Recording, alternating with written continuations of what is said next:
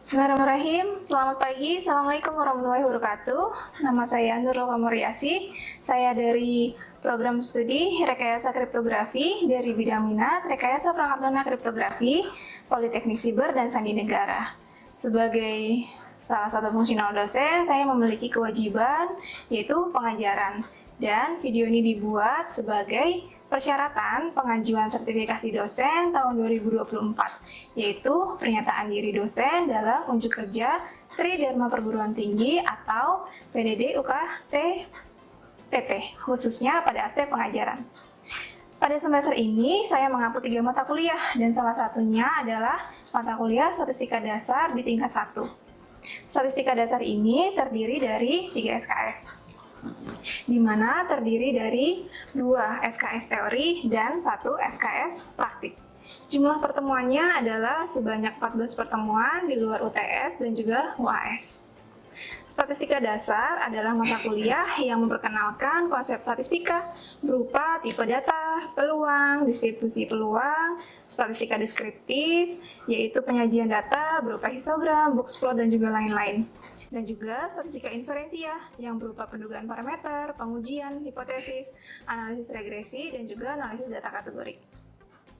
Mata kuliah statistika dasar ini nantinya akan menjadi dasar bagi mata kuliah lain di semester selanjutnya, seperti teori peluang, mata kuliah yang mengimplementasikan prinsip-prinsip kriptografi terapan, keamanan siber, dasar-dasar komputasi, dan juga kecerdasan buatan. Sistem pembelajaran yang saya lakukan mengacu pada DIA atau Delivery, Interaction, dan juga Assessment. Oke, pada proses delivery, saya mengacu pada capaian pembelajaran lulusan, yaitu lulusan mampu memahami konsep dasar matematika, statistika, dan teknik kriptografi, serta mengaplikasikannya dalam bidang keamanan siber dan sandi. Kemudian dari CPL diturunkan menjadi CPMK atau capaian pembelajaran mata kuliah statistika dasar, yaitu mahasiswa mampu menganalisis konsep-konsep statistika yang digunakan pada teknik kriptografi atau protokol kriptografi dengan tepat. Sub CPMK statistika dasar terdiri dari sub CPMK 1, yaitu mahasiswa mampu menjelaskan pengertian statistika dan perannya, statistika deskriptif dan inferensia, variabel dan jenis-jenisnya, skala pengukuran, data dan jenis-jenisnya, populasi, sampel, metode pengumpulan data, teknik menarikan sampel, serta menghitung ukuran lokasi dan ukuran keragaman data. Kemudian sub CPMK yang kedua adalah mahasiswa mampu menyajikan data dalam bentuk grafik, tabel sebaran frekuensi, diagram batang daun, dan juga diagram kotak garis. Sub CPMK 3 yaitu mahasiswa mampu menjelaskan ruang sampel, kejadian, permutasi, kombinasi peluang, dan juga peluang bersyarat. Sub CPMK 4 adalah mahasiswa mampu menerapkan kaidah Bayes dalam perhitungan peluang suatu kejadian. Sub CPMK 5, mahasiswa mampu menjelaskan variabel acak, distribusi peluang, dan nilai harapan.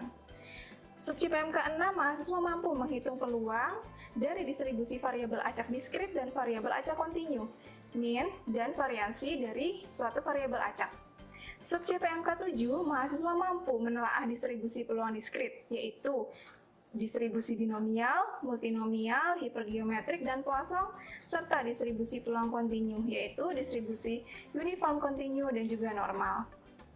Sub CPMK 8, mahasiswa mampu menentukan distribusi penarikan sampel atau distribusi sampling dengan pengembalian dan tanpa pengembalian, serta distribusi sampling dari populasi normal dan populasi tidak normal. Sub CPMK 9, mahasiswa mampu menjelaskan pendugaan parameter, pendugaan titik, dan pendugaan selang. Sub CPMK 10, mahasiswa mampu menghitung nilai pendugaan min, pendugaan selisih 2 min, pendugaan proporsi, dan juga pendugaan selisih 2 proporsi. Sub CPMK 11, mahasiswa mampu menjelaskan konsep hipotesis statistika dan komponen pengujian hipotesis. Sub CPMK 12, mahasiswa mampu menguji min 1 populasi, pengujian data berpasangan, pengujian selisih min 2 populasi, pengujian proporsi 1 populasi, pengujian selisih proporsi 2 populasi, pengujian variansi 1 populasi, dan pengujian rasio variansi 2 populasi. Sub CPMK 13, mahasiswa mampu menganalisis korelasi data dan regresi linear sederhana. Dan sub-CPMK yang terakhir, yaitu sub-CPMK 14, mahasiswa mampu menganalisis data kategori dengan pengujian goodness of fit, independensi, dan homogenitas. Untuk mendukung kegiatan pengajaran di kelas, saya menggunakan berbagai literatur, seperti pendukung, referensi pendukung, dapat berupa jurnal, artikel daring, majalah yang berhubungan dengan kasus statistika dasar yang terjadi, kemudian textbook yang sudah ditaruh di RPS, dan mahasiswa dapat mendapatkannya melalui perpustakaan atau dari e-book yang tersedia di internet. Ada juga perangkat lunak yang saya gunakan dalam kegiatan praktik, yaitu seperti Microsoft Excel, menggunakan data analysis, kemudian Minitab dan juga SPSS, dan selama ini masih menggunakan aplikasi statistika yang berbasis GUI. Kemudian pada proses interaction, saya menggunakan metode SCL atau Student Centered Learning, di mana Student Centered Learning adalah pendekatan pembelajaran yang menempatkan siswa sebagai pusat dari proses belajar, dan dalam metode ini siswa berperan aktif dalam mengendalikan dan mengarahkan pembelajaran mereka sendiri, sementara guru berperan sebagai fasilitator atau pembimbing. Kemudian yang kedua adalah Self-Directed Learning yang berbentuk pemberian tugas berupa pengerjaan materi, karena statistika dasar ini butuh latihan yang banyak, sehingga self-directed learning ini sangat penting. Kemudian yang terakhir adalah small group discussion. Small group discussion ini adalah suatu metode pembelajaran di mana siswa dibagi ke dalam kelompok-kelompok kecil untuk berdiskusi tentang suatu topik atau masalah tertentu. Tujuan dari metode ini adalah untuk meningkatkan partisipasi aktif siswa, mendorong kerjasama, dan mengembangkan keterampilan berpikir kritis serta kemampuan komunikasi. Kemudian yang terakhir adalah A atau assessment. Assessment adalah suatu penilaian akhir yang akan saya gunakan kepada mahasiswa, yaitu terdiri dari kehadiran sebesar 5%, kemudian UTS 35%, kemudian UAS 35%, dan juga tugas 25%. Di dalamnya sudah termasuk kuis. Baik, untuk gambaran mengenai metode pembelajaran yang saya jelaskan, saya akan menampilkan cuplikan pembelajaran yang saya lakukan secara luring di dalam kelas. Terima kasih, selamat menyaksikan.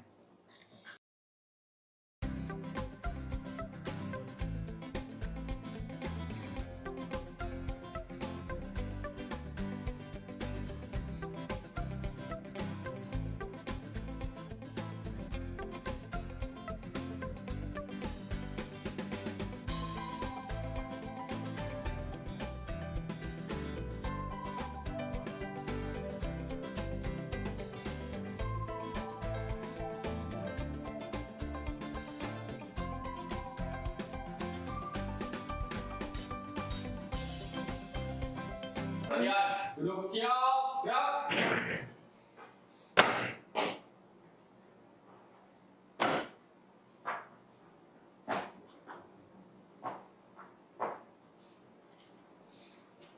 Lapor kelas 31 Rekayasa Perangkat Kriptografi jumlah 21, jadi lengkap, siap melaksanakan pembelajaran. Lanjutkan.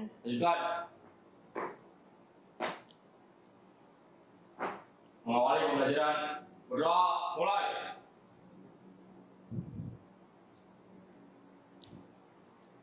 Berdoa, selesai.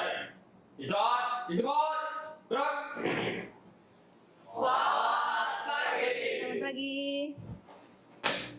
Oke, hadir semua. Sehat semua hari ini? Sehat. Sehat semua. Oke, langsung ya. Kemarin sudah saya infoin kan ya, kalau hari ini kita akan belajar mengenai apa? Materi apa? Pendugaan parameter. Iya, kita kemarin udah sempat ujian tengah semester. Kita akan lanjutkan lagi materi tentang pendugaan parameter. Baik, saya akan tampilkan slide-nya. Slide-nya sudah diterima semua ya? Oke, materinya udah diterima. Buku textbook-nya juga udah siap untuk belajar hari ini? Oke, kemudian Minitab-nya, aplikasi yang akan kita gunakan hari ini, tiap kelompok sudah ada juga, sudah disiapkan? Sudah disiapkan. Nanti kita di akhir akan ada cross check ya dari hasil perhitungan yang kita lakukan secara manual. Nanti akan kita bandingkan di aplikasi. Oke.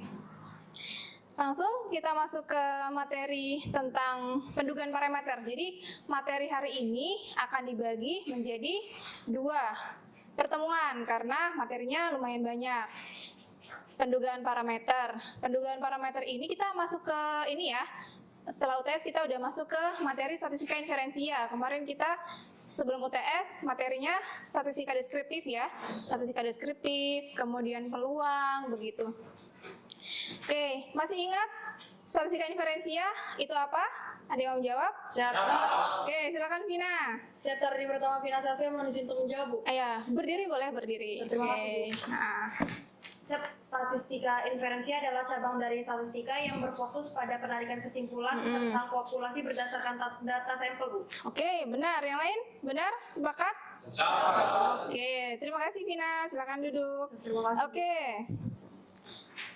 Materi hari ini diharapkan kalian nanti bisa menjelaskan prinsip-prinsip dari pendugaan parameter, nanti kalian bisa menduga rataan populasi, kemudian membuat selang kepercayaan bagi parameter populasi. Nah, di sini tadi saya sudah pastikan ya ke kalian ya, materi sudah diterima, textbooknya sudah tersedia, dan juga aplikasinya juga sudah ada. Nanti kita akan praktek. Nah, untuk pertemuan hari ini kita belajar 3 materi awal dulu. Nanti untuk pertemuan minggu depan 3 materi di akhir. 3 materi awal ini ada yang pendugaan parameter kasus 1 sampel, kemudian kasus 2 sampel untuk data yang saling bebas, dan kasus 2 sampel. Untuk yang terakhir adalah pendugaan parameter data berpasangan. Oke, nah sebelum masuk ke materi, di sini ada tadi kan di mention ya ada parameter pendugaan parameter gitu ya untuk beberapa kasus. Nah, parameter ini punyanya populasi. Nah, kita menduganya menggunakan statistik. Masih ingat populasi dan juga sampel kita udah belajar di awal? Oke, silakan. Ada? Oke. Rizal, silakan. Oke. Populasi adalah keseluruhan dari suatu individu atau objek yang menjadi subjek dari suatu penelitian, Bu. Sedangkan sampel adalah subset dari populasi yang dipilih untuk penelitian untuk mengumpulkan data, mengambil kesimpulan atau inferensi dari populasi secara keseluruhan. Siap, cukup. Oke, ya bagus. Terima kasih. Jawabannya udah lengkap ya. Oke, terima kasih. Silakan duduk lagi Rizal. Kita mau menduga parameter itu menggunakan statistik. Di sini adalah penduga untuk rataan populasi ini adalah X bar, yaitu rataan untuk sampel. Kemudian di sini petopi, bisa kita simpelnya kita bisa bilang petopi untuk menduga proporsi populasi, dan selanjutnya nanti untuk selisih rataan mu1 min mu2 kita bisa menduga menggunakan X1 bar dikurangin X2 bar. Kemudian untuk proporsi juga P1 topi dikurangin P2 topi, dan juga untuk pendugaan ragamnya menggunakan sigma.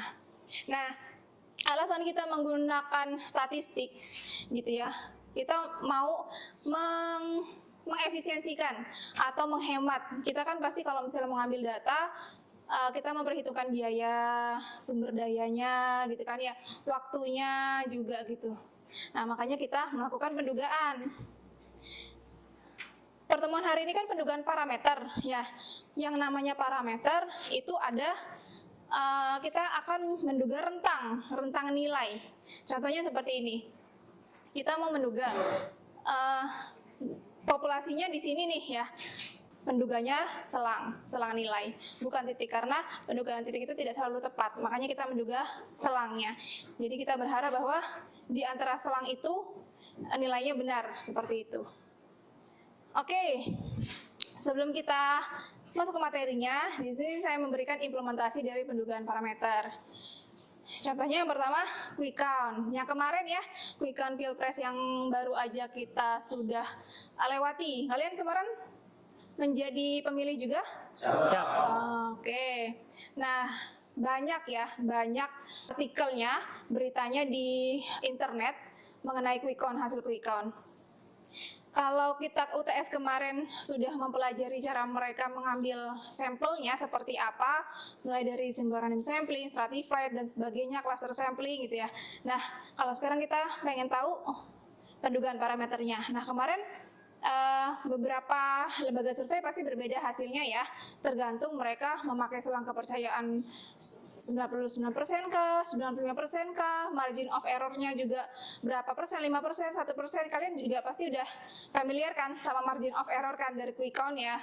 Nah, itu adalah sebenarnya sampling error yang digunakan nanti dalam pendugaan parameter. Jadi sebenarnya hasil quick count itu adalah pendugaan proporsi gitu ya, pendugaan proporsi karena dia pakai margin of error. Jadi dalam selang kepercayaan berapa persen gitu kita bisa percaya 95% bahwa tahun ini paslon Prabowo itu akan menang. Nah, seperti itu. Jadi bukan pasti menang gitu kan, enggak, bukan pendugaan titik tapi pendugaan selang. Dengan selang kepercayaan berapa persen gitu.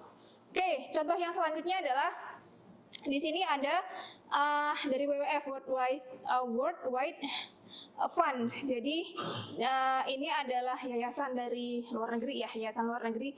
Jadi kayak non-government organization gitu, WWF itu. Jadi yang melakukan penelitian tentang ekologi.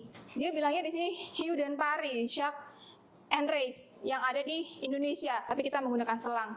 Di Indonesia jumlah hiu dan pari itu antara sekian sampai sekian gitu. Selanjutnya, kalau misalnya implementasi pendugaan parameter di bidang keamanan siber kan kita kan kasusnya ini ya di keamanan siber ya. Ada yang mau ngasih contoh nggak? Oke, Adelia. SIAP seperti Badan Siber dan Sandi Negara yang ingin mengestimasikan jumlah serangan siber yang terjadi di organisasi pemerintah dalam kurun waktu 1 tahun terakhir ini. Oke, iya, oke, bisa ya, bisa dipakai. Jadi kita pengen menduga berapa sih jumlah insiden serangan siber yang terjadi misalnya di suatu organisasi. Organisasi kan banyak ya di Indonesia ya, organisasi pemerintah, organisasi swasta, gitu kan ya. Perusahaan-perusahaan kan banyak gitu. Nah, nggak mungkin kan kalau misalnya kita mau nanyain satu-satu perusahaan mana sih yang terkena insiden siber gitu kan. Nah, kita menduga gitu ya, menggunakan pendugaan parameter kayak gitu. Sekarang kita lanjut ke jalan ceritanya dulu, awal mulanya, baru nanti kita ke implementasinya. Oke, pertama rataan populasi dulu. Rataan populasi, oke. Jadi kita bisa lihat di sini. Pendugaan parameter kita kemudian bla bla bla gitu. Nah, kalau yang tadi satu populasi kan plus minus Z alpha per 2 dikali sama sigma per akar N. Nah, kalau misalnya sekarang sampling error itu adalah nanti tergantung nih apakah dia pakai Z atau dia pakai T. Sama syaratnya ya. Kalau ragam populasinya diketahui pakainya Z.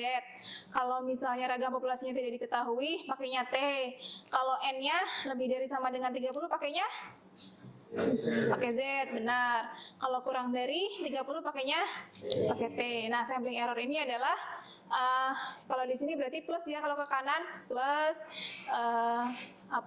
nilai peluang ya, nilai peluang. Misalnya peluangnya 1,96 dikali sama ya sigma gitu. Kalau yang ke kiri sampling errornya berarti minus ya. Tinggal peluangnya berapa, nilai Z atau nilai T-nya berapa, tergantung alfanya sigma. Kayak gitu ya. Minus plus gitu. Kalau misalnya 95% nih ya, 1,96 kan. Formulanya ya, formula untuk selisihnya. Oke, selisih dari dua populasi. Nah, udah mulai panjang ya rumusnya ya? Panjang ya. Sebenarnya nggak panjang kok, ini sama aja kan sama yang di kiri. Karena tadi kita menduga yang tengahnya kan, kalau misalnya Z, ya oke. Nah, gini kan ya. Nah, di sini gini nggak simetris lagi. Oke, nah tengah-tengahnya kan di sini ya. Berarti di sini adalah mu1 min mu2. Sampling errornya ke kanan itu adalah berarti Z alpha per 2 par dari sigma 1 kuadrat per N1 ditambah sigma 2 kuadrat per N2. Ya udah, ini kan plus ya kalau sampling error yang ke kanan. Kalau sampling error yang ke kiri berarti tinggal ya min ya, gitu kan minusnya gitu. Minus dari Z alpha per 2 akar dari sigma 1 kuadrat per N1 ditambah sigma 2 kuadrat per N2. Oke, nah ini sampling error ke kiri, yang ini sampling error ke kanan. Dan tengah-tengahnya kita mau menduga mu1 min mu2 menggunakan rataan yang sudah didapatkan. Mengerjakan dari buku dulu aja ya, dari selisih dua populasi tapi pakai Z dulu.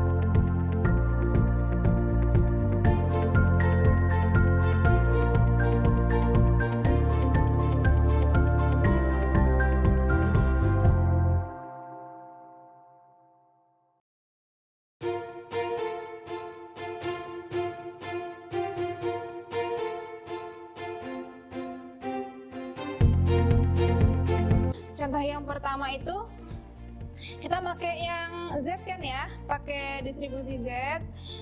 Ya, simpangan bakunya 1,5, rataannya 22,5, contoh acaknya 36, makanya kita pakai Z. Nah, di dalam Minitab-nya kalian bisa di menu start ya, di Minitab-nya di menu start, kemudian di basic statistik. Di basic statistik kemudian kalian pilih yang one sample Z. Nah, karena kita pakai Z, kalau misalnya kita pakai T dan kasus satu populasi, berarti pakainya one sample T. Disesuaikan aja. Kita pakai one sample Z dulu ya. One sample Z. Nah, karena kita nggak ada data nih, kita udah nerima hasil summarize datanya, makanya kita pilih di sini menunya kan ada dua pilihan ya, one or more samples each in a column atau summarize data. Kita pilih yang summarize, masukin aja sampel size-nya 36, kemudian sampel min-nya sesuaikan 22,5 dan known standard deviation-nya ada 1,5. Kemudian option, kalian klik options-nya. Nah, di sini confidence level-nya disesuaikan. Default-nya Minitab ngasih 95, tapi nanti kalau misalnya di soal selang kepercayaan atau confidence level-nya berbeda, kalian harus sesuaikan.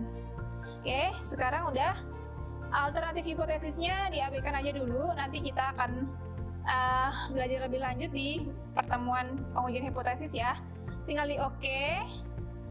Kemudian di sini juga di oke. Nah, nanti kalian di sini bisa lihat hasil dari ininya. Nah, 95% confidence interval for mu. Sini ya, 22,01 sampai 22,9.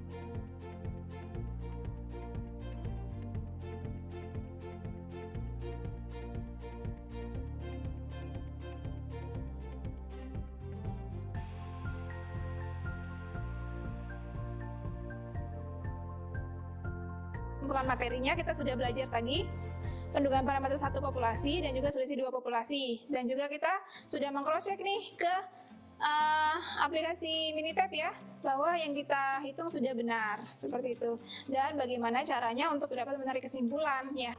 Untuk penugasan minggu depan kalian nanti bisa mengerjakan latihan ya di buku Walpool dari halaman 256 sampai 258. Jadi nanti tiap kelompok memilih 5 soal, yang 5 soal itu ya mewakili apa yang kita pelajari hari ini. Sampai di sini ada yang ingin disampaikan atau ada yang mau ditanyakan?